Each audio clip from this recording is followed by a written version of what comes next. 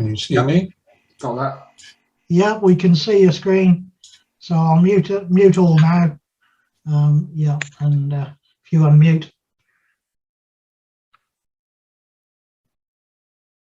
Yeah, if you can unmute, Ian. Yeah, I found it.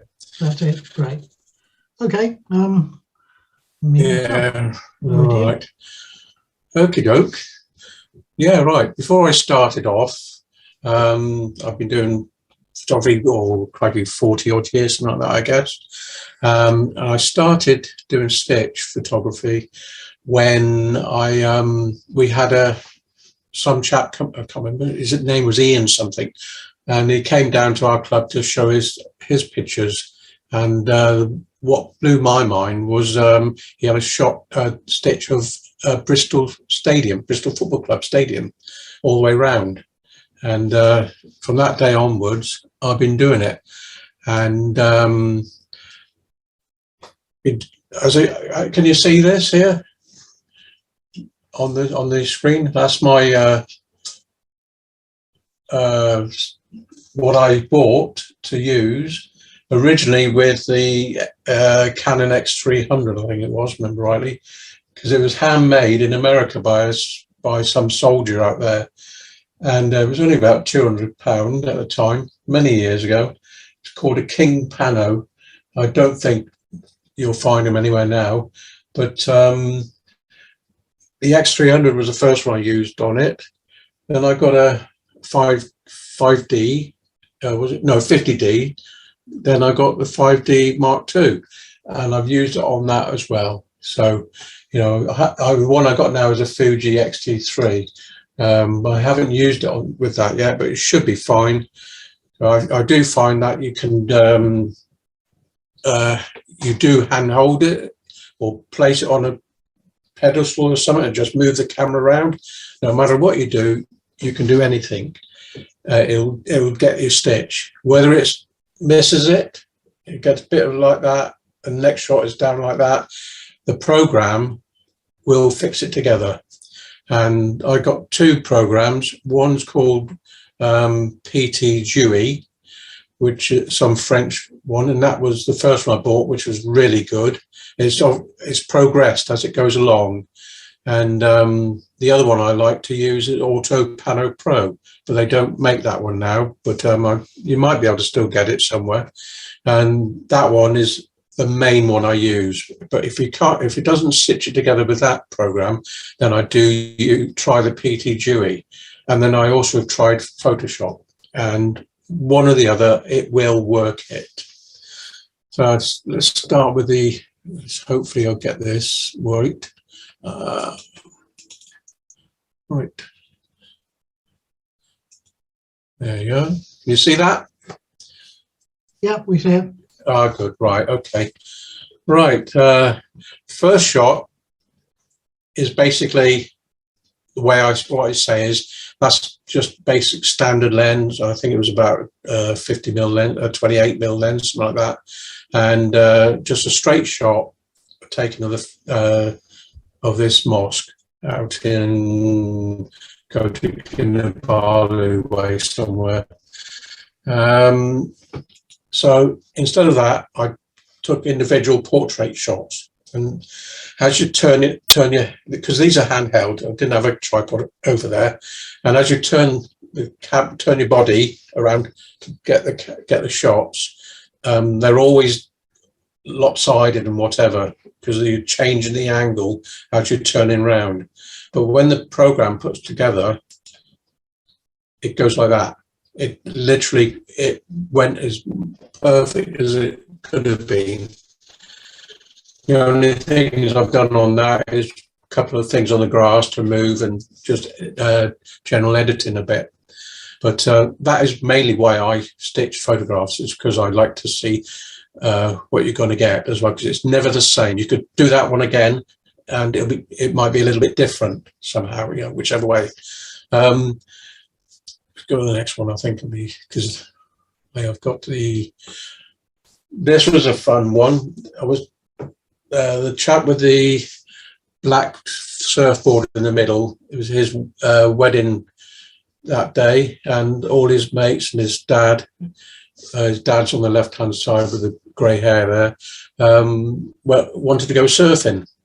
And then he said, "Oh, could you take a photo of us all in a group?" I said, "Yeah," but at the time, all I had on the camera was a 600mm lens because they were out surfing. So I said, "All right." So I ran back across the beach at the back, up onto the pier bit, and I got them to stand up there, no problem. And I did a stitch because it still wouldn't get it in because it wasn't that far away. So I thought, I'll do a stitch. I'll try it. I'll try anything just to get what I can. And each individual shot you can see there, how the boards have moved in the previous shot to the next shot, and the heights and all that. And the worst things is moving things. And you can see behind them is the waves coming in. Each shot was obviously different, so the wave was in or further out, whichever. And on that main group there was 2 blokes missing. And on the little squares at the bottom there, you can see the blokes that were missing on the ends, on the left-hand side, one on the with the holding the board there. So I had to put them in on the actual photograph. And when this all worked together, it came pretty good. It wasn't fantastic, but I had to alter the sea to make sure you only got the one waves coming in, basically. And but he was happy with it when I gave it to him, and he had it in the shop he works on the back there. He works in the surf shop, so he had it on the wall there. So I was pleased as punch with that. But yeah, it all blends it in together, so it finds the best points on the actual different images. It can miss things out because it's overlapped. So the best way to do that is to remove the middle image that has you've got 3 images. 2 would have the actual, say, the surfboards in the middle, and the one on the end hadn't, because you didn't have it because you moved along. Move the middle one, and then the left hand one usually comes on top of the right hand one, and then it'll work. So it's just trial and error all the time with me.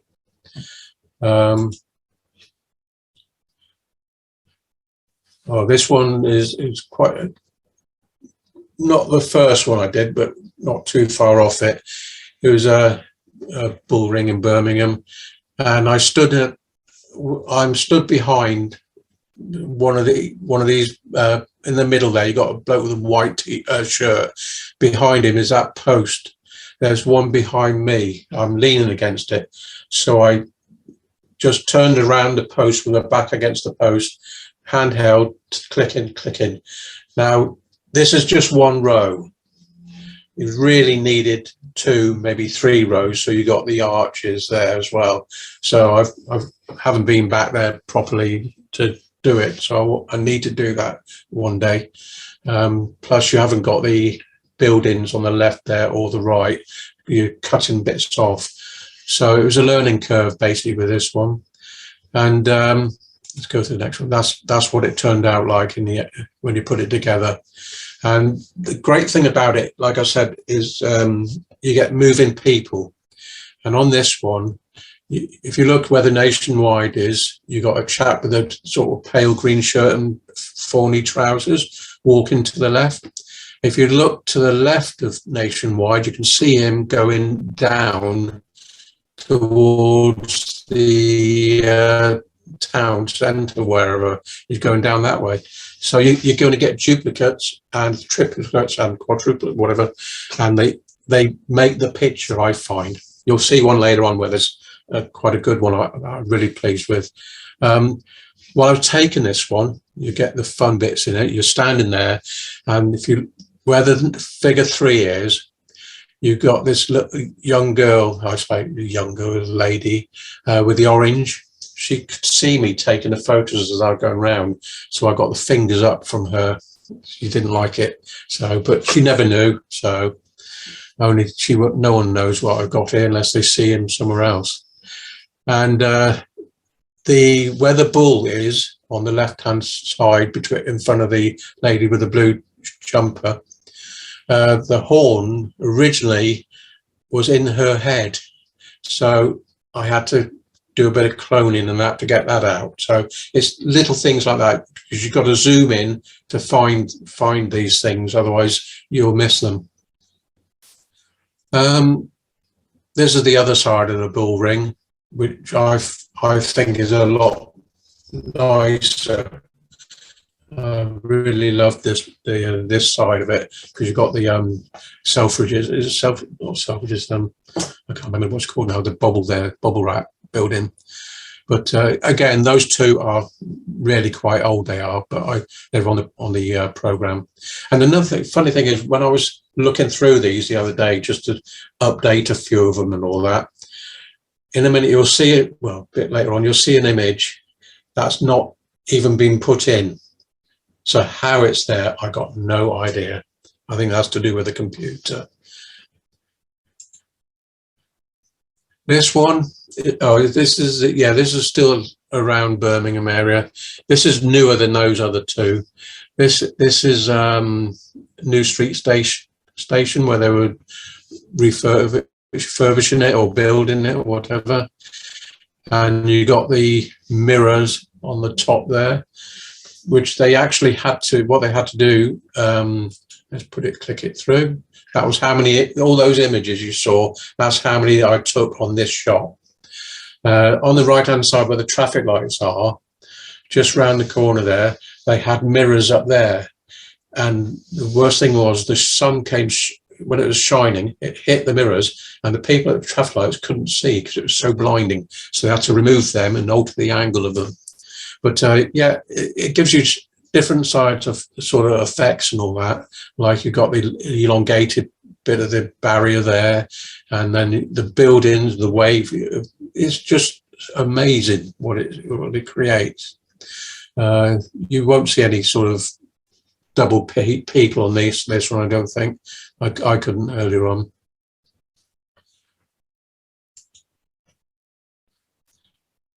Children's Hospital. This is one, there's two Children's Hospital ones.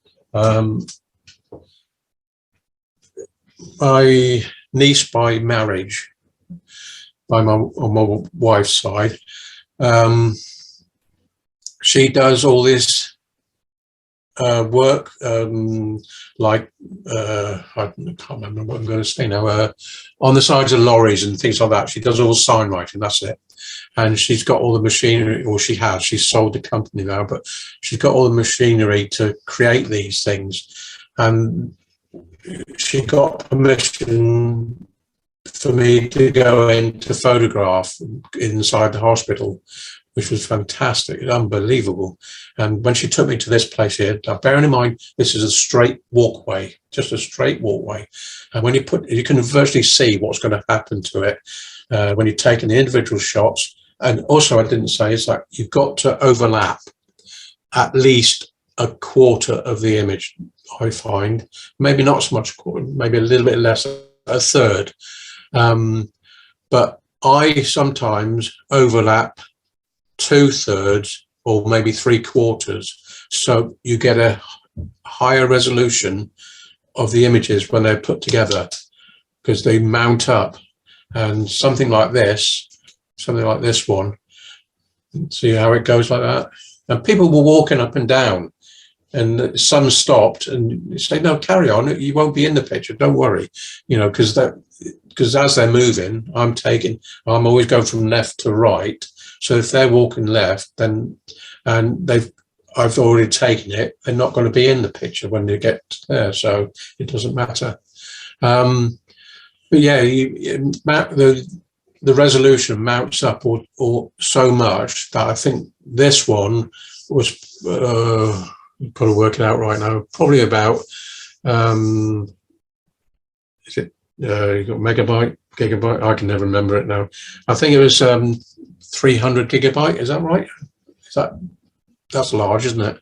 On the file size. So to put him on this, I was megabyte, might be, yeah, I'll have to look it up properly again. But yeah, you obviously have to downsize it for this sort of thing. But the files I got are really large. So because to print them out, that would print probably, I don't know if you can see the one up there. It'd be twice that size. So that one's about 2.5 foot long. So yeah, they make really long images, and the way I print them is on an Epson 2880 with roll paper, and it's perfect for it. You can only go A3 width size. Is it A3? Yeah, and then the lengthwise is whatever you get. I've had one I printed, and the whole room, it would have wound round the whole room, and that you've got to hope you got enough ink in, because it does take a lot of ink. This is the other one I took. Bearing in mind the last one, I took it standing. I did have a tripod, mind you. I took it sort of going sort of left to right, left all the way along. This one, I had to move left. I actually started from the right, and I had to move left along the alleyway. Otherwise, I would not have got all this in. And the worst thing about that is you'll have my reflection in every image I took. Hence, I had a lot of work to get rid of me, which I can still see me on the right, second row on the right. If you look at the bottom 3 balloons, you can see my sort of bottom part of the body and the legs in the background. I missed that one, but that's the whole point about it, really. It just happens, but it doesn't. It's not a detriment to the photo. No one would know. So you just carry on and do it. And these were she had on the website for ages and ages. Now it's all changed there now with something different. An eye drop. Oh, this is just a straightforward 5 image. I think it is 1, 2, 3, 4, 6 images. Stood at the back. I don't know if anyone been to London Hydrock. Lovely place. And you just straightforward take it from the left to you can go from right to left, but it's how you read, isn't it? From left to right usually. And that's how this one came out. I love the curvature of it. And there was only 2 parts of it on the top with the turrets, just on the right-hand side, between the chimney and the triangle bit, and that didn't mesh in properly. So it was just a little bit of cloning to do, not a lot at all. But luckily everyone else was stood still. I was really lucky with that. They were just stand there looking and talking. So it did work out. Got rid of the drain down the bottom there, which you don't want, because it would be your eye will be drawn to that more than the actual building, although it is small. I would have liked a better sky with that, but that's what it was when we went there.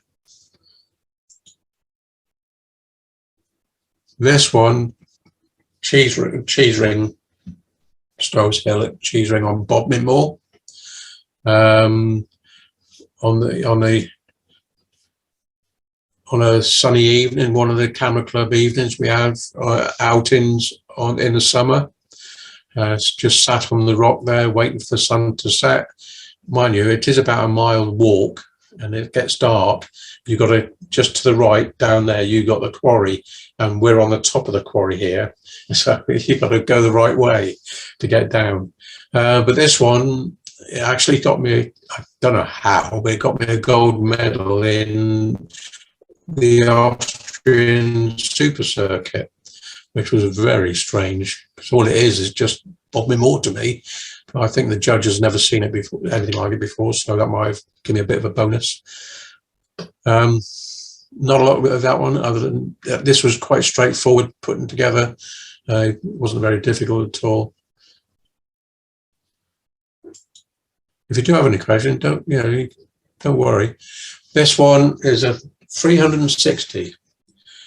It'll show about 50 images here, but there were more because I only used what I needed to use basically on here, but there are more in between because I think I probably did probably about 3/4 overlap on this. And when it is a 360 in the program, you can just put your cursor on the end and drag it, and it will take the picture around to a better viewpoint if you're not got the right viewpoint when it's put together. And you'll see in a minute. I can't show you how it go around, but I've got 2 different types of photo of the same place, exactly the same time take. Well, it's the same image as you're seeing here. It takes some time, this does, I think, but as you can see, it is quite over. If you look at the trees here, you can see how much overlapped it is. It's really, that's 1, 2, 3, 4, 5, 6, 7, 8. Well, that's 10 alone with trees on, with the tree on. And so if you imagine that going on top of each other when you put it together, that's going to be a mega size. And you got all the way along there, and that's what it comes out like that. And it, because basically you got the river here on the left going straight. It's got to go straight. It's going down there, and that's on the right is where it's going down the hill. I think, yeah, it is, yeah. But it's created the curvature, which is what it always will do if you do 360. I'll show you the next image is the same place, Life Falls, that's right, that's what it's called. I've moved it over, so you've got the trees on the right, and the river is just going straight past you with a different curve. And this on the base is just one boulder that I was stood on, and that was probably about 3 foot wide all the way around, 3 foot diameter. So, but it's created a base which does complement it, I think, a little bit. But on the high resolution image, you can zoom in on anywhere in this picture, and it'll be sharp as can be.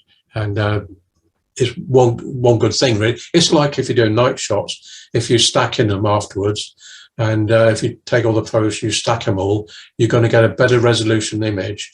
And for some reason, I didn't even know it till the other week when a friend of mine told me that it loses the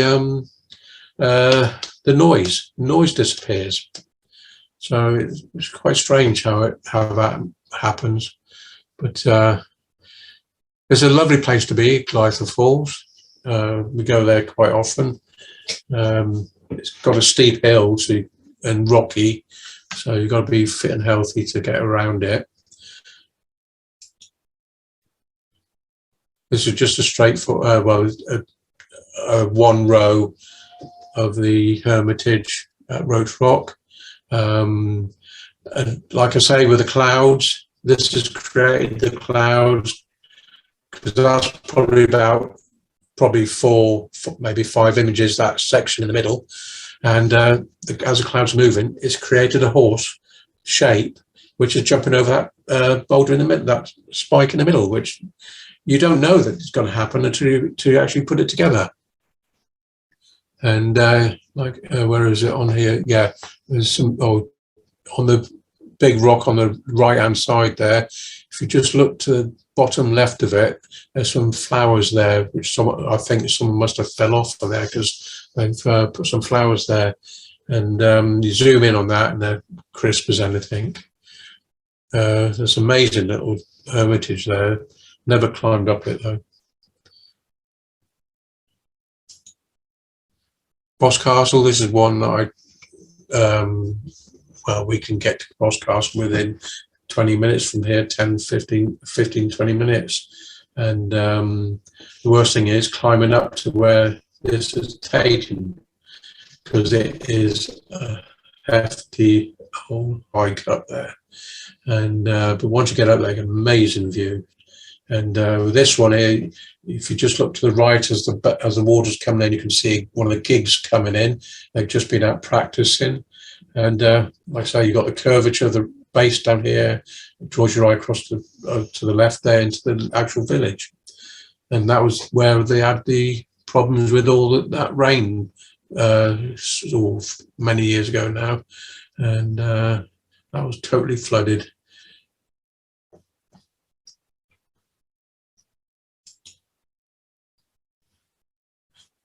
And if you ever do it, don't be afraid to go into the smallest places you can find.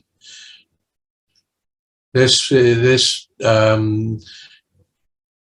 Mary Stowe little village in just across the border in Devon. And I got there, I struggled to find it. I knew roughly where it was in the woods, a place called Mary Stowe. And I walked past it 3 times before I actually saw it, so that you can imagine the undergrowth was so much. As you can see, the windows there was must have been sort of early summer because they're pale green there. But when you 3 rows put together,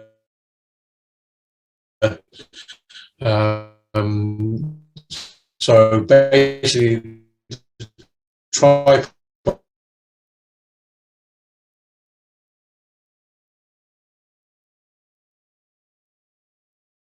Third, maybe, yeah, about a third each image. So you're going to be going round then totally, and then you bring the camera down a bit more to get the middle, then you bring it down again to get the base. And when you put it together, that's what it looks like. As you can see, it's stitched because of the way the boards on the top there have given the curve. So, you know, I always can tell when you're like that. But my eyesight, I seem to have good peripheral vision. So I can, when I'm looking straight at the screen now, I can still sight them as well at the same time as looking there. It's really strange. But that's why I like to see when I go out somewhere and I virtually visualize a panoramic image when I'm standing still on wherever I'm standing, and I can tell if it's going to be a good one or if it's not going to be any good. If it's not any good, I don't take it.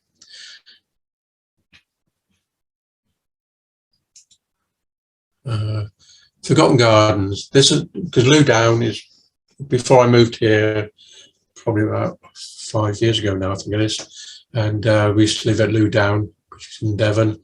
And this is the Forgotten Gardens, where I used to always take the photos there for the people, for the locals and all that. This image here was sold probably about 8-10 times in the village. So they've all got these pictures around there, all the locals. And beautiful place. It's I don't know if you heard of Sabine Baring-Gould. Many years ago, long time ago, he wrote the Onward Christian Soldiers, so we were told. That's the church on the left-hand side. This was taken roughly about 5:30, 6 o'clock in the morning one summer's day. As you can see up by the church, it's on the right-hand side of the trees there, it's got a little mist just drifting away. And this is probably, if I'm right, 3 rows. So there's going to be roughly about, I expect about 25 in each row, roughly. And then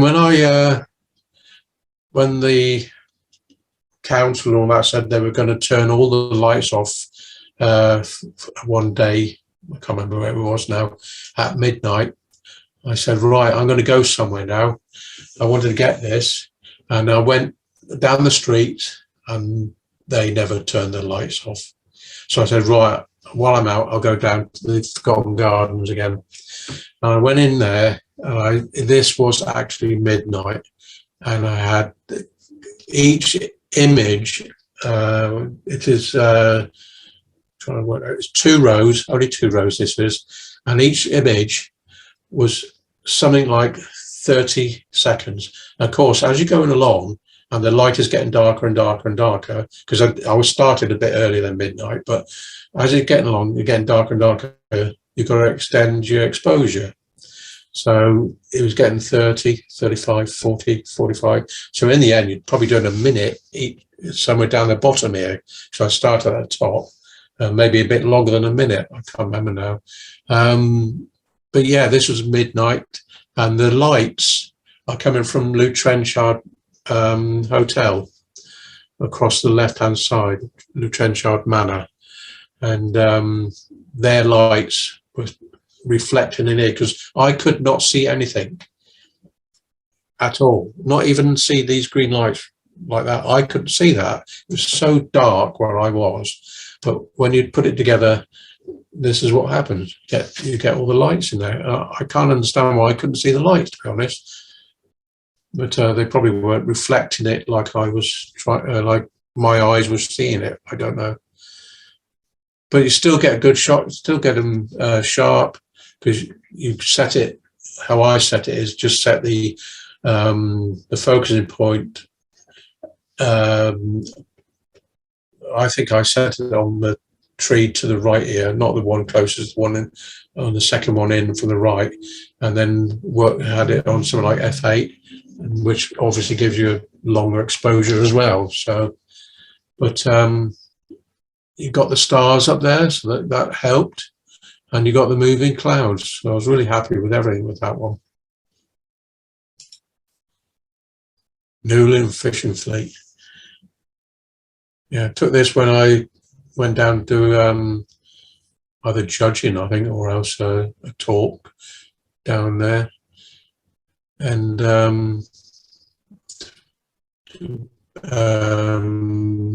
Penzance Camera Club, which now aren't there now. They don't exist. And I flipped it because I thought it might work, but as you can see, the middles didn't actually join at the end, because that is because as you're turning from left to right, it's getting further away. If I walked along, it would have been the same all the time, so then it would have worked. But I'm happy with it anyway. It does seem to work in a way. But you can do anything with it, really, and you'll see a bit later on what I actually do now. What's it? How that's Linz. This is when when I said about the cheese ring, the year after my friend Chris, we were invited to go to see the celebration and get the medals presented to us. So 4 in the morning, we got up and went out to get some photographs, because we could see we were in a hotel just on the right hand side behind the tram there, and we just had to get up early and go out and take the photos, because it was a beautiful place. And as you can see, the first one on the left, then the second, then the third, and the third one, you got the tram actually moving, and then when you go to the right, the tram had stopped. So you can't just put that together. Well, you put it together and you still get the front bit sharp, but you don't want that. So you had to do a bit of lassoing, basically, with the marching ants around that front part, and then just give it a bit of motion blur, which does work. So it's all moving. But yeah, such a beautiful place, Linz is. We went there twice. The first year I went there with Chris's medals, and the second year he still won our medals, but he made me put mine in, and we were lucky to get it. And we were on Austrian TV as well, so we're famous over there. Not really.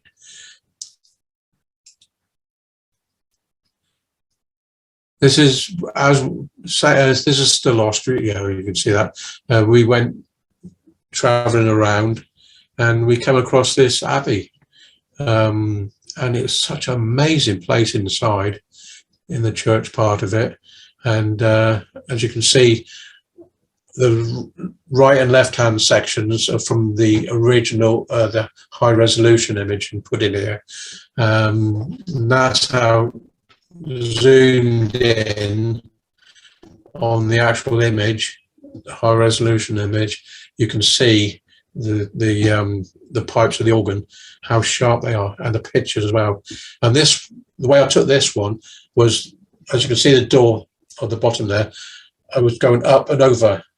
So basically, you know, with this here, doing that, and then I had to go right around and do it that way as well, because it wouldn't go right way round. But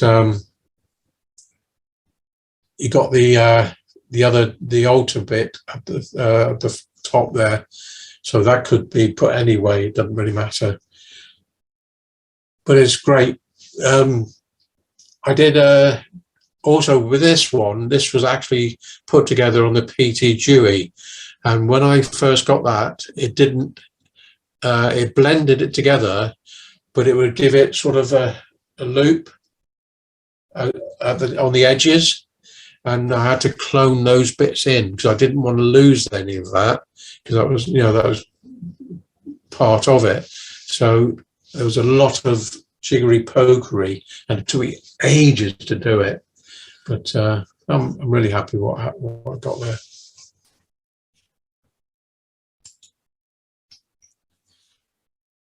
This is another Kirche Maria Kroon, I think it is, but it's actually a nunnery, if that's what the right word is. That's what I called it, anyway, nunnery. Again, with this one, the worst bits put together, as you probably can see, actually, I'm looking on this one, is the vapor trails up in the sky. You can see they haven't joined together properly. Something I'd probably, if I was putting it into some competition, I probably would have altered that, but I've never done that, so I just leave it. It gives it that sort of, that's what the actual camera saw in that position, but because of the vapor trail stopped and then it moves down a bit, so it's made it there. But that's the only thing with moving people, waves, or clouds, it will create something different. The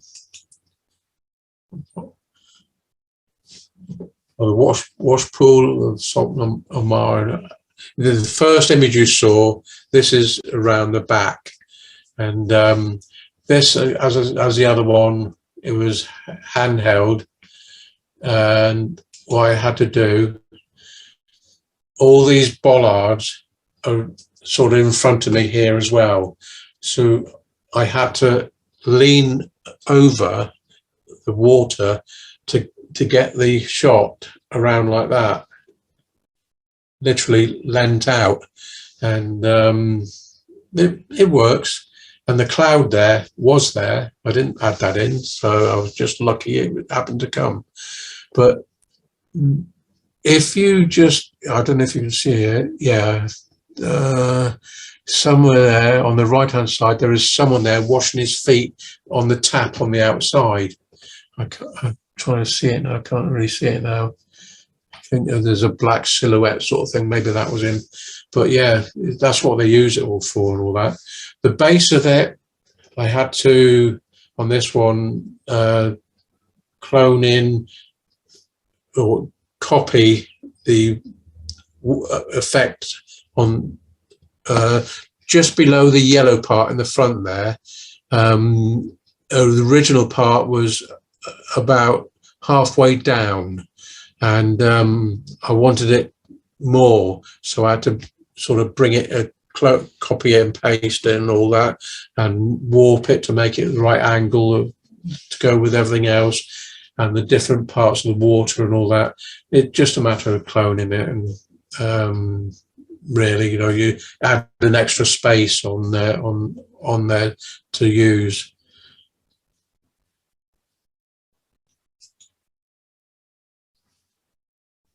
All these overseas ones like this is when my wife retired, and we went on a South China Seas cruise. And bear in mind, she never had left the country before, and we had a 15-hour flight, but she managed it. And this at One Fullerton there, this area, I was out in Singapore when I was around about 5, 6, 7-year-old, and my dad was in the RAF. And that was going back to 1962, 63. And this was nothing like that. It was all armour markets and things like that, you know, shacks and all that. And when I got there, obviously I knew they'd progressed, but I didn't realise they progressed so quickly. Although 60, 70, 80, 90, that's 40, 50 years ago, isn't it? So, but I even went to the house I lived in, although the house itself isn't theirs, totally different. But the taxi driver took us there. He found it easy enough. This is, yeah, on this one, if you zoom in, when you zoom in, you can see the 4 blokes down the bottom there. They're actually taking a photograph of the chap leaning against it, the one in the pink. There is one picture coming up later on, and you can actually, when you zoom in, you can actually see the time on his watch and what camera he's got, if you zoom in. Now, you almost know Knowlton Church, Dorset. It's not too far from you. It's a church all made out of what's the stonework? Flint, all out of flint. And that mackerel sky, that was there when we were at the cottage, which is probably about 4 or 5 miles away. I saw it out like that around about 8 o'clock, and we didn't get here, we didn't leave, and we didn't get here till about 10 o'clock, and it was still there, which was amazing. And this is the what's now called now, the surrounding of the church. I'm starting to forget things and getting too old for it. But yeah, it's such an amazing place, and like I said, this is probably about, I think there was more photos than what you saw come up there. So I think there's going to be about 20 in this altogether. Again, the sky itself has created a bow shape.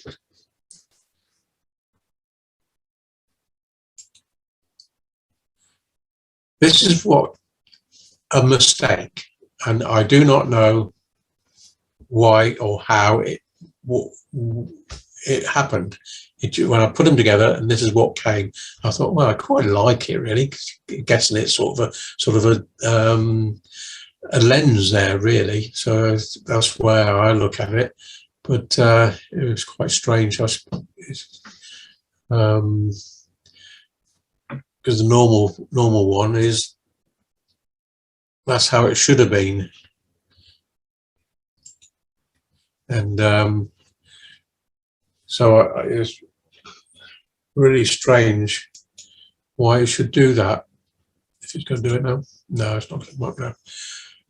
But again, you know, wherever I go, I'll always take the pictures of the stitch, and I could see this was where I was stood, and like you can see the curve around the bend there, and if I remember rightly, it doesn't curve that much, so it's creating it itself in the program.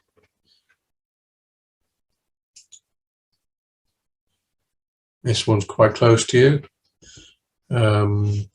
There's a bit of artistic license, and this is 3 rows. stood in the corner. There's a little sort of arch thing behind me, what I'm stood in.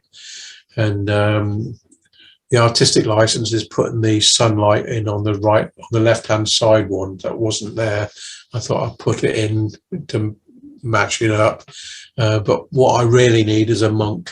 So I've got to get my grandson or something to walk around with a long robe and place him in the bottom end of one of these areas, I think, just to give it something for your eye to land on. It was quite difficult with this one as well, because I didn't have a tripod, I don't think. But because again, you've got to have people walking about, and I didn't want them in it, so I had to wait for them to move before I took another shot. Camden Town. Chris and I, my friend, went to London for a weekend just to do photographs, and it's a bliss it was. Now, if you look at this one, you can see a chap in red twice. You see a chap straight in front of you, 1, 2, 3, 4, 5, 6 times. I think it's 6 times. I think 5 or 6 times, and just in front of KFC there, you see a chap waiting to cross the road. The program put 3 legs on him and 3 arms, because he turned between one shot and the next shot, and it just blended it in together like that. And I got that on the wall there, and it really looks funny. What else is there? See, that's what, because the way you're following it, because you're going left to right and people are walking that way, they're going to be in each photo mostly all the way. But if they're going the other way, they're not going to be, they're going to be in one, maybe not at all. There was another lady with a blue, I think it was one with a blue bag. Yeah, she's either side of that bin there. So, it's really good fun seeing what you can get. And I actually looked on Google Earth and went into this street, and none of this is there anymore. And a lot of the shops are all closed. Now, how long that Google photograph is, I don't know. But the KFC was still there, but the next door shop was totally different, and none of these things were on the wall, which is such a shame, because it was an amazing place to go and see. And just round the corner, you got a Stables Market, and this was probably, this was two rows, only about 10 in each row, I think it was, and it still didn't work on down the bottom here on the brickwork and the railing there, handrail. That didn't blend in. I think that was probably because I was quite close to it, and I might have gone a little bit too far off the, might have done say a third instead of half, or 2/3 or whatever like that, overlap. It's a really interesting place, that is. And you've got Speaker's Corner. Again, this is 180 degree, and the chap on the left on his bike, that's the same bloke on the right at the far going away. He got fed up of listening to this bloke talking. I think this bloke was American, I think. The funny thing is, the bloke with his shorts on the left of the speaker there, he was always going around to all the people that were speaking and giving them jip, literally winding all the people up. And afterwards, near the end, when they were all packing up, he started spouting off himself. So they're all at it, I think. I think they all just go there for a bit of fun.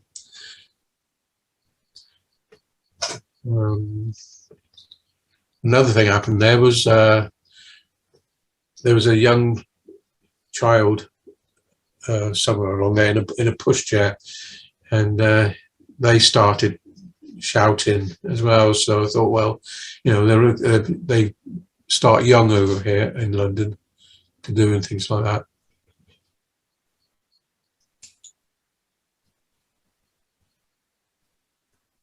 Lambeth Bridge, yeah, on the Thames.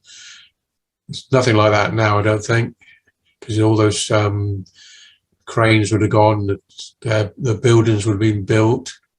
This is, can't remember what year this was, but this is 1, 2, 3, 4 rows. And originally I went further to the right. I basically did 180, and you got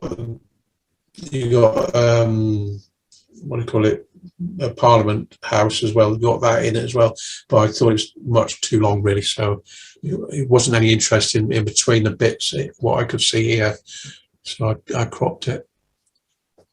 Again, you got the, like I say, you got the depth of each image mounting up, which you get a lovely sharpness in, because you zoom in, you can see so much detail in the building and that.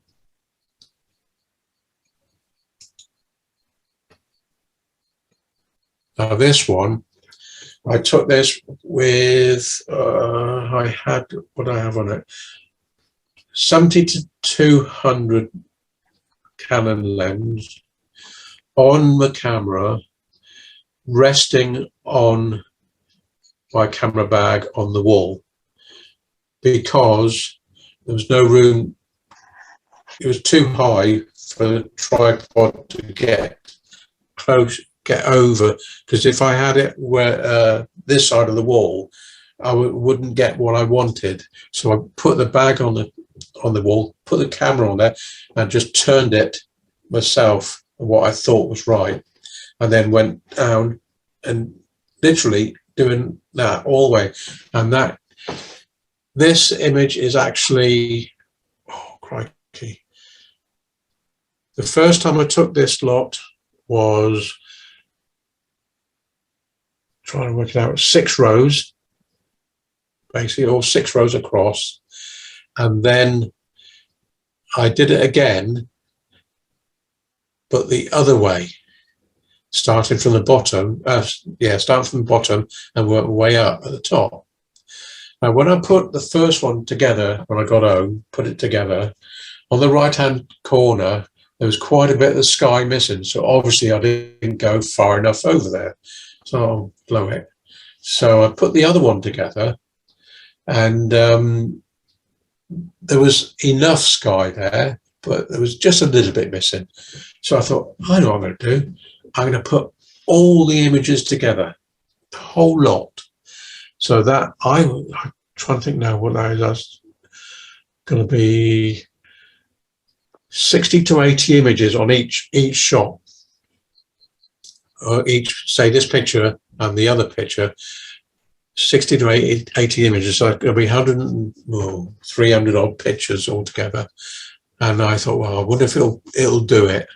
So I tried it, and it took its time, but in the end, it worked really, really well. And I tell you, no word of a lie, when I zoom in onto one of these windows, you can actually see the people on the shard there. You can actually see the people in some of the windows there. It's that sharp and detail, unbelievable. And when I put them all together, all 300 odd pictures, there was only a very bit of the sky on the top right hand corner not there. So it's just better cloning to get that in. And it's, to me, I really was thrilled with this one when I saw it. And like I say, I zoom in and you can see so much detail.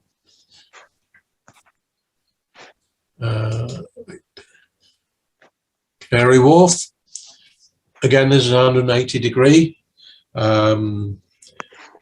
This on the left hand side, this sort of smiling mouth sort of thing, is dead straight. It's a walkway to the station on the left. You can see a bit of it on the left hand side from the building.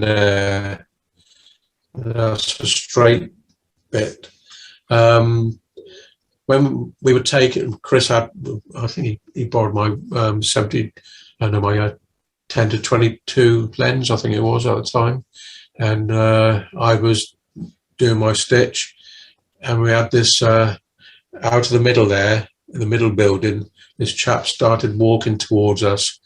And as he was getting closer, you could see he was a security bloke. And he said, come up and he said, "What are you doing?" You know, pretty obvious, really. And he said, "Oh, just taking photos." He said, "You're not allowed to." I said, "Why?" He says, "Private area." I said, "Well, we're not in the building, so we're outside the building." And at that time, behind us, this copper was walking towards, sort of, not to us, but our way towards us, sort of thing. And I just turned around to him and said, "Are we all right taking photos here?" He just turned and said, "I ain't got no problem." He walked on. So the bloke walked back in the building. So we were really thrilled with that. And this is what I bought. What I do with this one now, I have actually made it into a triptych rather than a panoramic. And because we had a competition with a triptych. And what I did is I took a photo of my hand and my phone with a screen facing me, and put this so it's coming out of the phone into the picture. And the next one got another picture with a phone and the same on the right side. So I'm doing different things with all my images. We all right for time?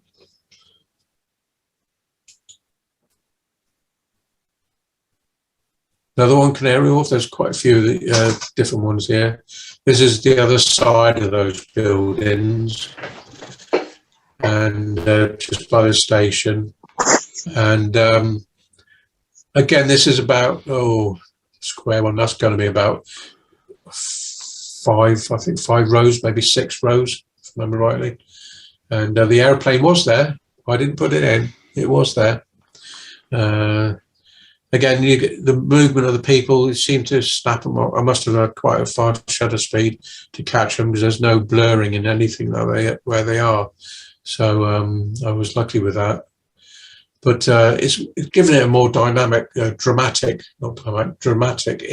shot, really, I feel. Shows you how high these buildings are. Can I ask you a question, please, Ian? Just before, I think we're going to have a break in a moment. It's Nick here. Yeah. I was just commenting here that what you're actually taking here is like megapixel photos, aren't you? Oh, yes. You get these pictures, you can zoom in and zoom in and zoom in. Because you've got so many high-res images, you're creating 1 megapixel image, which is quite interesting. That's right, yeah.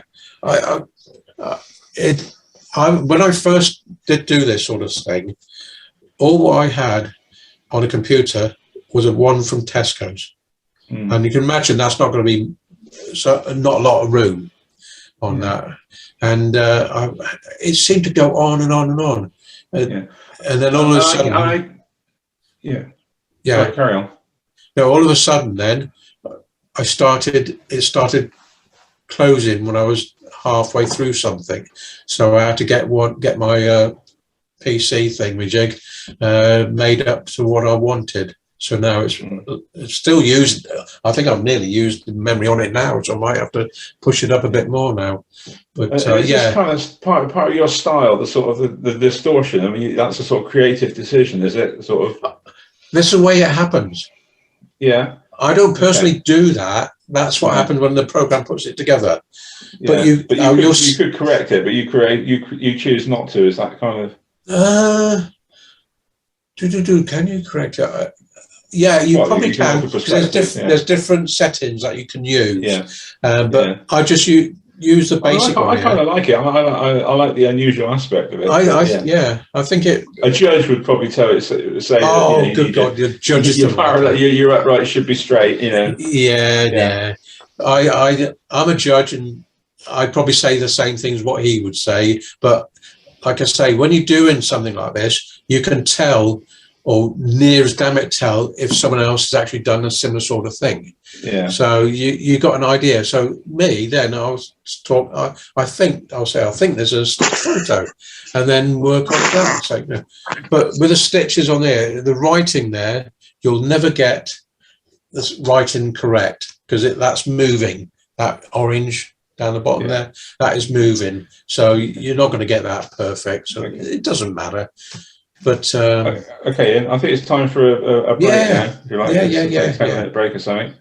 If everyone's okay with that. What do I do? Stop share? Yeah, we're just going to get ourselves. If anyone's got any questions, I'm going to get myself a cup of tea. Yeah, please do. Feel free to go.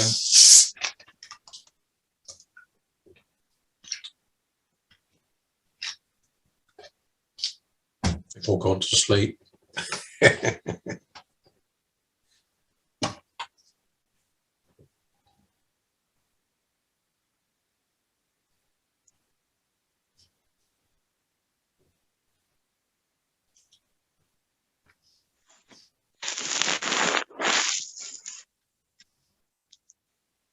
How long does it take you to do each picture? It can take from what actually taking it in individual images.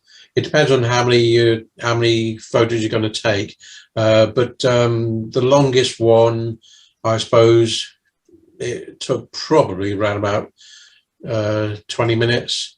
As you take the photo, that's if you're doing, say, a complete 360 up and down. It can take as long as 20 minutes.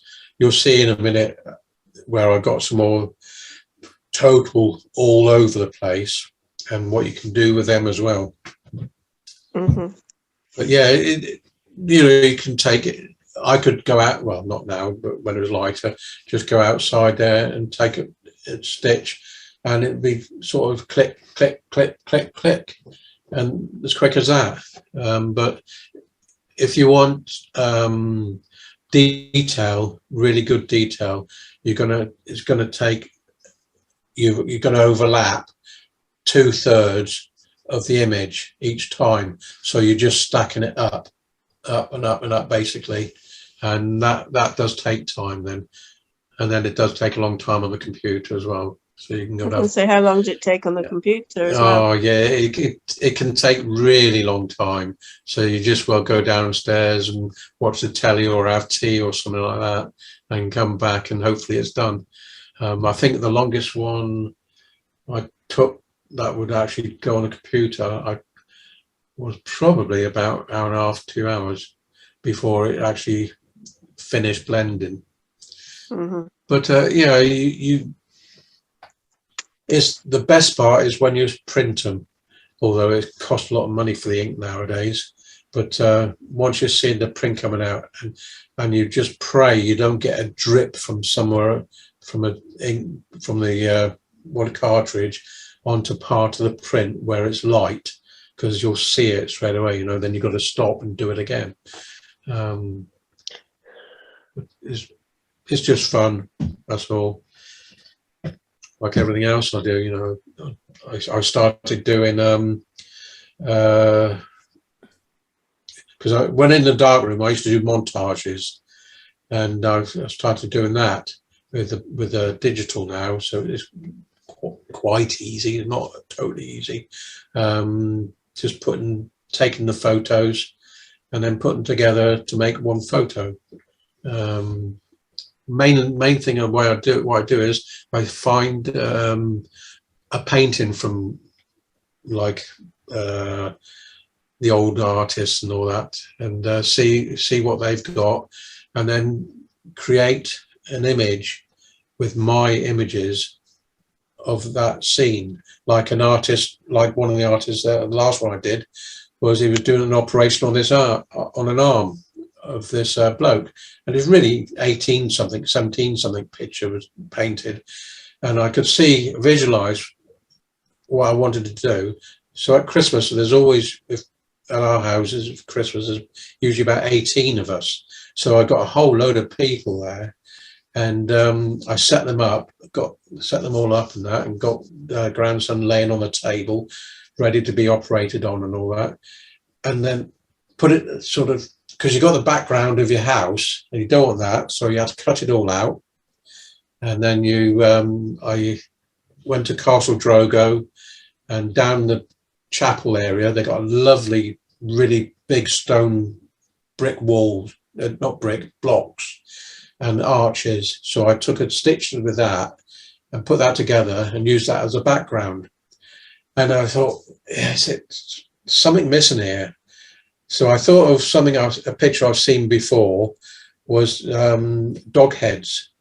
So I went through all my dog pictures that I've had, and some way back as well, and got them to the ones I wanted, the angle I wanted, the heads and all that, and placed the heads, the dog heads, on the people's heads, and made them there doing the operation on the young boy. I didn't put a dog head on the grandson.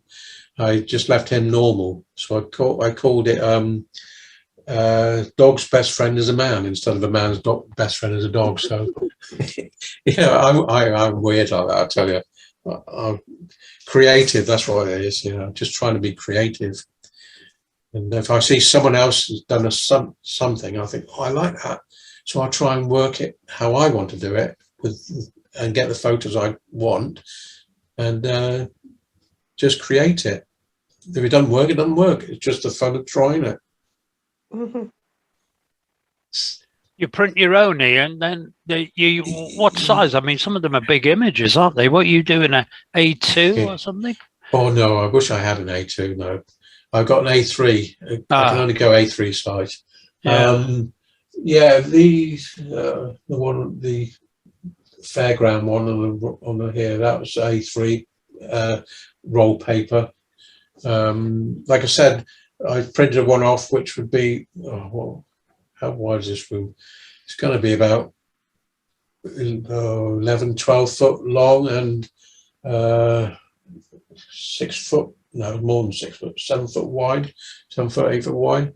And I had a panoramic picture I printed off that would go all the way around this room.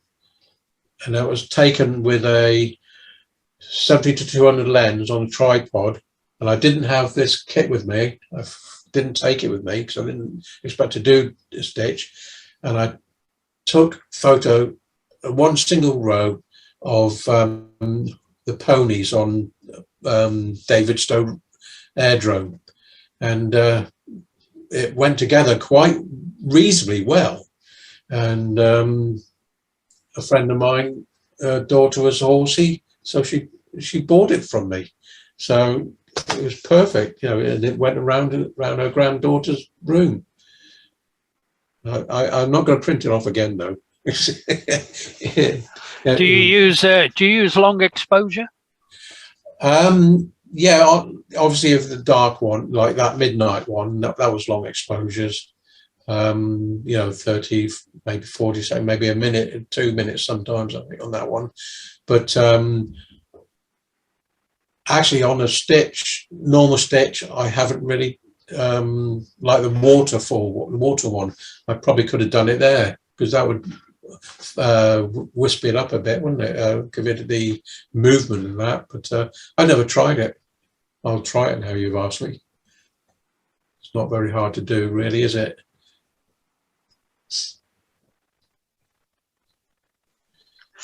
Away from this one.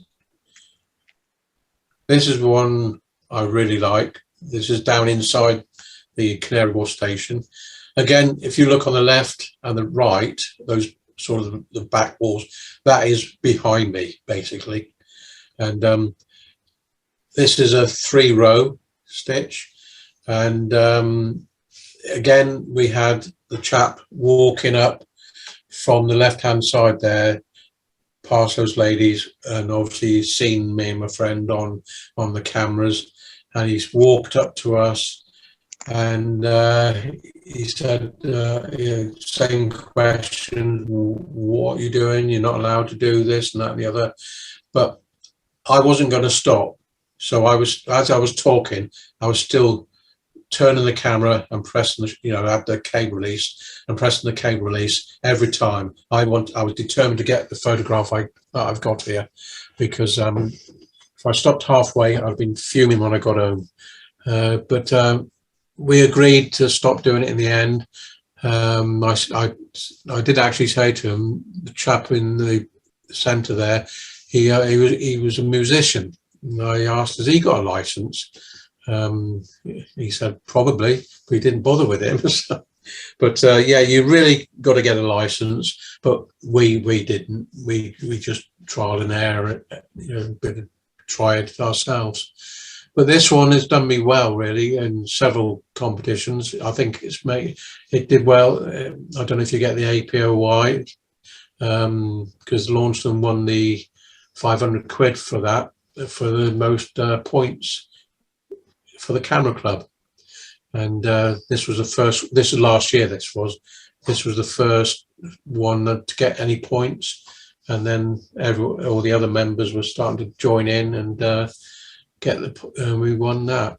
And at the moment for this year, we're on top with 50, 70, 80, 90, 120 points, I think we got at the moment. And that's the third, that's only two lots that have gone through, two sections have gone through. So you should get your camera club to do it. It's fun.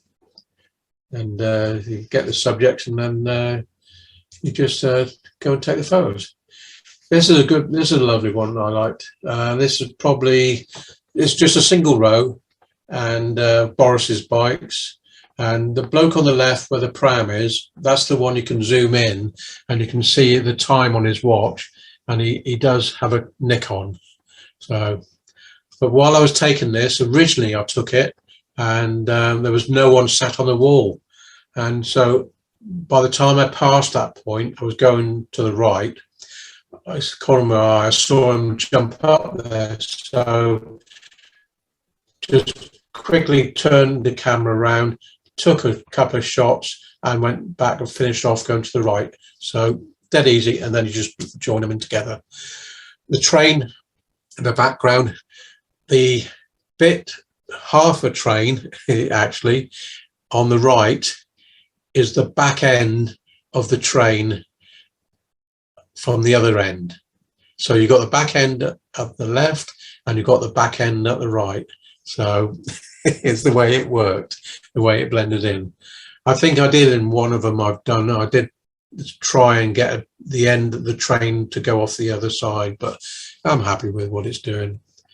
But yeah, it's that's just one row, and I roughly think that's going to be about 15 images, I think, roughly.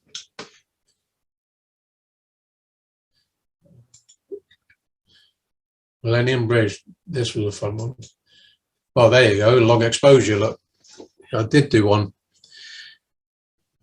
With this one, again, this is 180 degrees.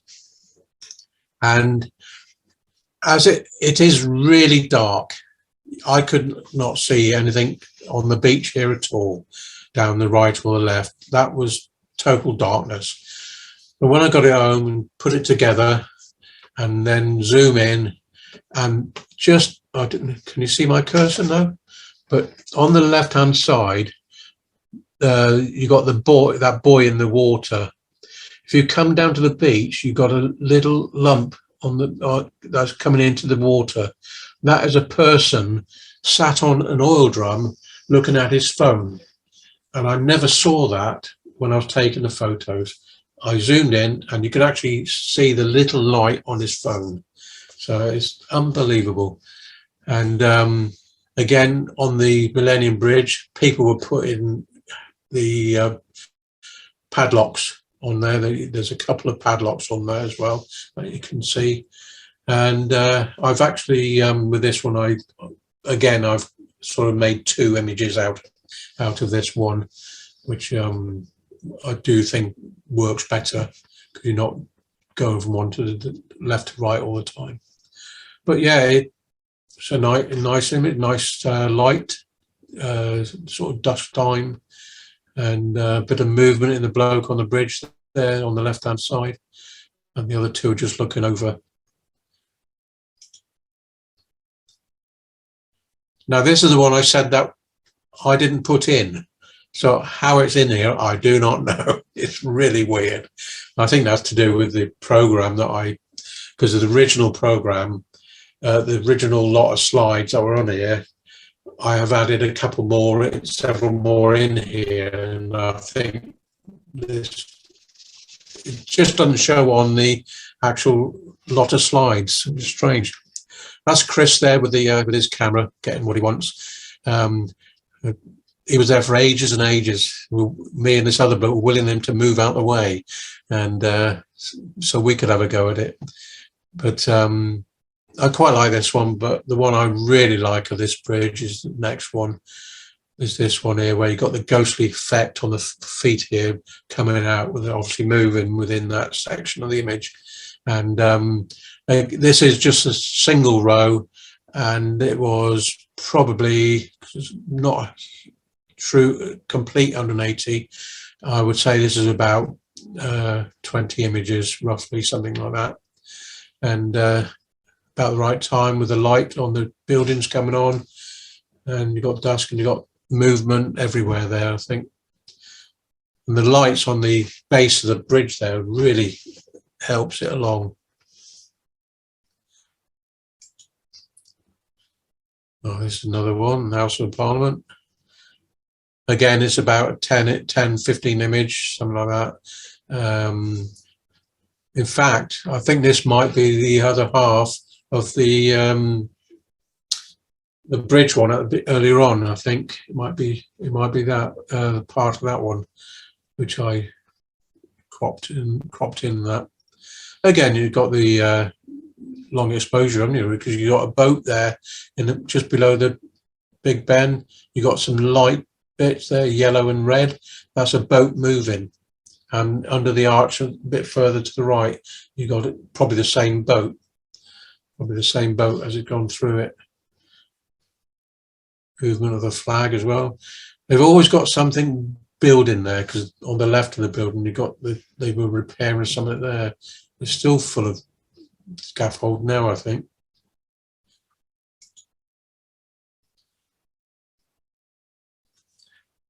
There's another one where I had the camera on the camera bag and took a full row of about 25, I think, pictures, and I didn't think I would get anything really, but I thought the sky was really, really dark. But to the left-hand side, you can see a satellite, whether it's a satellite or what, I don't know. It's not an aircraft, but it looks like a satellite going across the sky, and you can see the stars and the clouds as well. Quite strange how that came out, because you would have thought there had been too much light pollution, but it seemed to have worked well. Movement, I like the way the movement there, and I hadn't realised it. Chris noticed it. Is that underneath the bridge there on the right hand side, it's actually got on that bollard bit, part of the bridge, it's actually got London Bridge underneath it. So I never noticed it during the day when we walked by it. And to think about it, we never even went up to the Tower Bridge. I don't know why we didn't go there. I would have loved to have done that one. Too much into everything else, I think.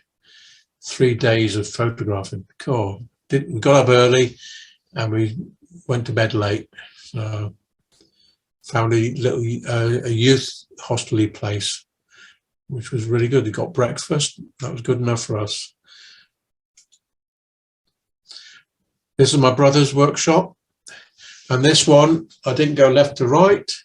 I went up and down. On the left-hand side, I started, because I would not have got him in all these images if I was going left to right. It would have been more difficult. So I went on the left-hand side. I started, say, down the bottom, I think, and went up, and then turned the camera and went down. And when he was there, got him in. He had to stay there for about 2 rows, and then got him to move over the other side, and continued like that. And I think you'll find on this one there's going to be 1, 2, 3, 4, 5, 6. I think there's going to be about 15 images going up, 15 down, 15 up. So 1, 2, 3, 4, 5, 6, 7. About, say, 20, 25 there. So whatever that is, 15 by 25, that should be easy. I can't do maths. 15.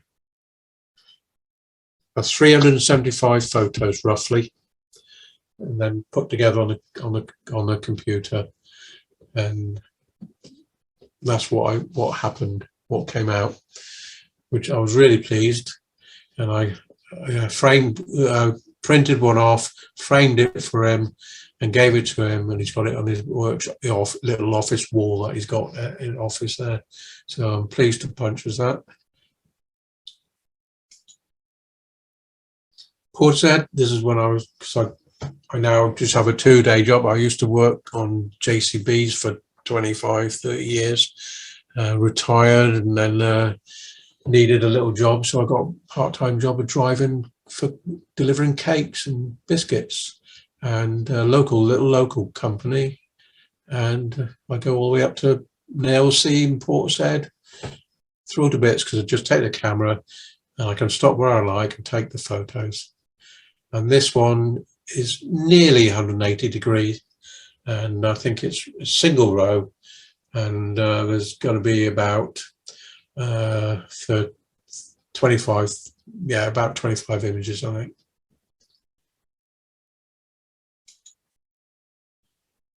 Now this is where the fun comes in. This is a total 360. That's up, down, around, everywhere. So that's what you get from doing that. This is inside the restaurant bit. Of course, they call it the wine cellar. And so on the AutoPano Pro, I think you've probably got on PT Dewey as well, you got what they call Little Planet. So you click on Little Planet and you get that. It puts it all together and you get a strange effect really, but you don't, it'll be different on each one you do. And your tripod, I know someone bound to ask me how come I don't see a tripod, is because as you're overlapping, when you're looking down with your camera, and because you do that sort of thing, like that, I don't know if you can see this, hopefully, and you take each photo, not level on here, take each photo like that, they overlap all the way around. So you'll only get a very little bit of the tripod, and so easy to get rid of. Now this is my favourite one. On the wall there's Dingwall's Fairground Heritage Centre, and all this roof was only put up because the television people were there, and Dick and Dom, I think it is, they were filming there, and they needed something on the roof because all it is just a plain built barn type roof. And we just happened to be lucky. We took the grandchildren there this time. There weren't many people there. And I saw that. I thought, oh, gosh, luckily I got everything in the camera bag. And I took this. And it's the colours, it really draws you out. And when you press Little Planet, it's done that. Very little altered, probably a bit of editing on the colours on the lightest part down the right hand corner there, just to bring it out a little bit more, but everything else is just exactly as happened. I haven't done anything else on that image, and it's just the effect it's given it. I really love it. And the actual image, the long image, like I say, that is 360 all over. If you miss something, you'll have a gap, so it won't really work. But it's just given a weird effect. That's all. I do like it. Do like this sort of thing. And that's Brentor Church, which is just up the road from here. You've got to climb the hill to get up to the church, which is a bit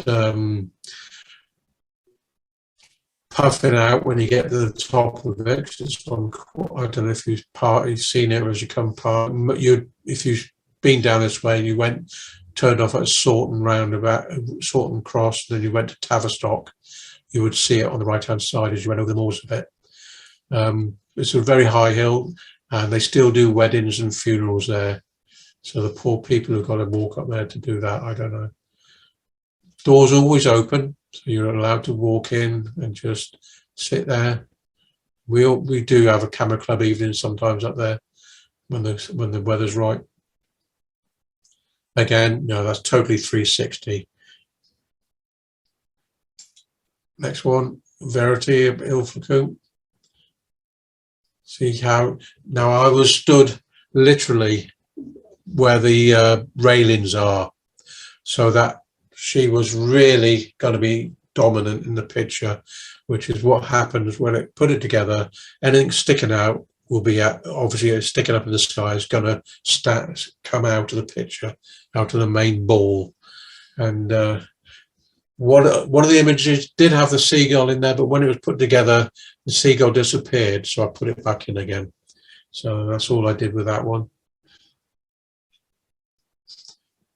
But it's the dramatic effect I find what's happening when you do this and what it's doing.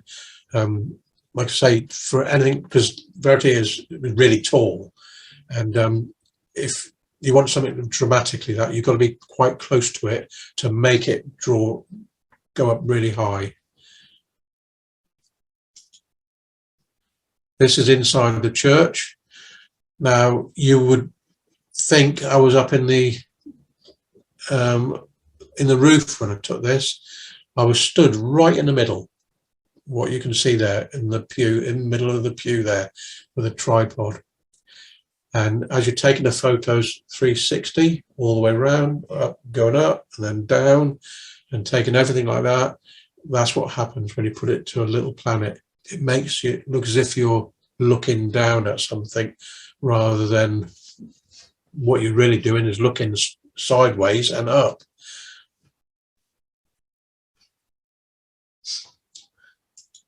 Next one, Exeter Cathedral. Similar sort of thing.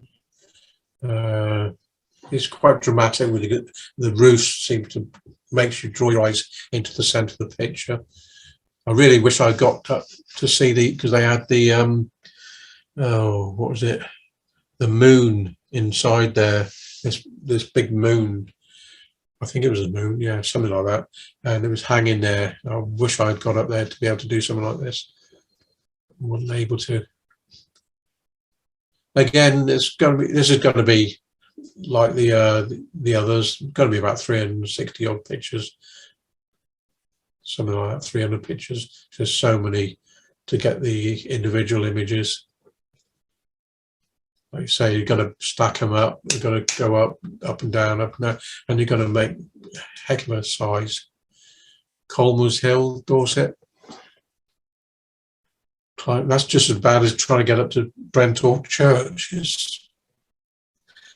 was worse going down. I went down the other side. God, my backs of my legs ached. But again, I was walking up there and I was on my own, which is ideal. And just love the. I knew I wanted when I was up there taking a picture. I knew I was going to do this to it because I knew what would happen. I'm really pleased with it as well. The next one.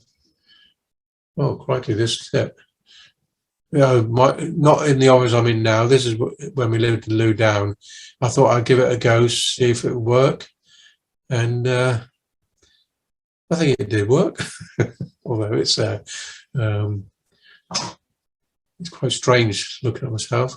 And that on the left-hand side, you see the eclipse of with a buzzard in it, and that is exactly how I got it.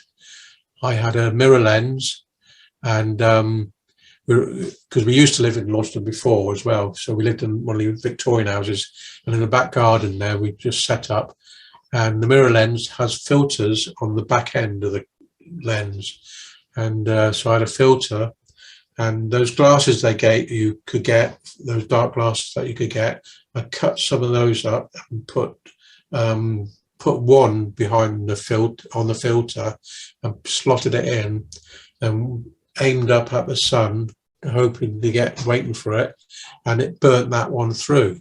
So I tried two, and that worked.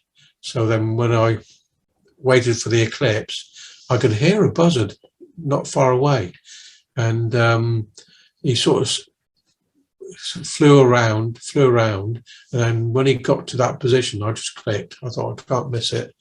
And strangely, is on the tail, one of the feathers is sticking right out. I've left it like that because that is actually on film, not digital. That's on film.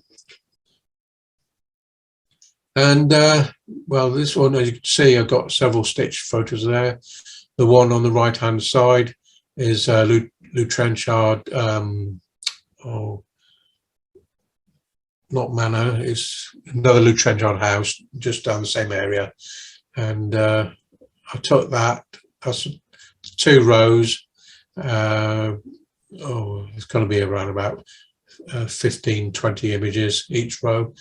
And I tried to sell it to the owner, but she bought a smaller version. So I've still got on the wall up here now, but and that's what I've got. Goodness me!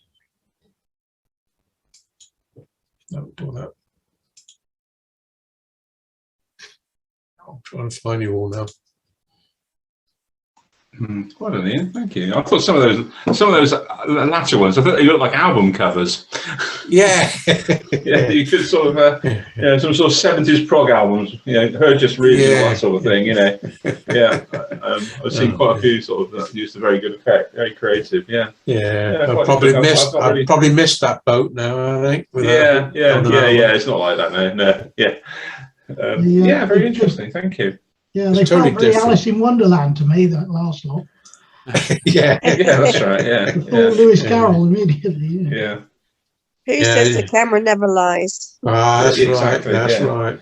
Yeah. I did see a photo from an aircraft of Malta. I used to live out there as well, and it was the angle of Malta and Gozo. Gozo was bigger than Malta, so that was going back in the 70s. So it was lying then even. So, but no, you can always make something in the picture, and it can always lie. Everything in colour, Ian. You never fancy doing it in black and white. I'm a bit of a black and white man myself. I haven't bothered. No? Really. No. You would have thought that stitching it together would be easier in mine, but it might be an experiment to do. Yeah, I can do it anytime. Yeah, I'll try that. But no, it's good fun. That's all I do it for, is for fun, really. Now, I've sold several. People have asked me to do some. All right, I'll do it, but not a huge amount. Yeah, cool. Ian, what's the main software you use? Is it PT GUI? PT GUI, GUI. That's one. That one's still going, I know that. And the other one was Auto Pano Pro. Now, I don't know if that one's still going, but I keep getting, when it clicks up, update, but I don't do updates because I've got to pay for them now. I just leave what I've got. Even the PT GUI, I think if you get that, because when I got that one, it was £50. But I know it's going to be more than that now. Yeah. But I do know you get probably about 7 or 8 updates. Yeah. If they do an update, you get it about 7 or 8 times. Yeah. So that is a good one. But that's going way back, because the Auto Pano Pro, I think that was 200 quid. I think, because now they're not going. So but it still works. That's the main thing. Okay. Right. Well, does anybody else have any questions for Ian? Silence. Silence. You've stunned them into. No, maybe we should try a club competition on it then. Yeah, I think that would be a good idea. That would be a good idea. That software's £130 now, by the way. Oh, is it? Yeah. That ain't Well, bad, really. From Maybe 50 we quid. shouldn't. You must have Lightroom, Photoshop, or Yeah. whatever. Yeah. Even if you've got a Canon, you should have a program in the Canon that'll do it. Mm. Because I All right, I'll Zoom, look at that. can't remember what Zoom browser I think it was called when I had my Canon, and that should do it. Is that a new Canon though, or any Canon? No, it was the X300 and the 50D. The programs on those was Zoom browser, and I think even the 5D Mark II is still had Zoom browser on it. I got a Mark III, so yeah. Yeah, you have a look on your disk. It'll tell you on your disk. Yeah. Cool. Right. Well, I hope you enjoy it. Okay. I haven't bored Yeah, you. well, good thank you results, very much, yeah. Ian. That was very different. We've not had anything like that before. Thank you very much. Yeah. Thank you. Certainly have a go. Yeah, okay. Yes, Yes, there we go. Yeah, I'll I'd love to see like I them. said, those last few. That's inspired me. Those last few to do something a bit Oh, weird. good. Yeah, I'll have a go Yeah. at that. Oh, yeah. you've got to be weird. Look what's Yeah. behind Della. Yeah. Look what's behind Della. Yeah, that's Yeah. No. Really great. Yeah. I'm Yeah, sorry if okay. I finished early. I didn't think. No, that's right. Ian. All right. Yeah. That's right. Okay. Gives you time to have a chat. Take care. Yeah. All right. Bye. All the best. Bye. Bye. Bye. Thanks, Em. Bye.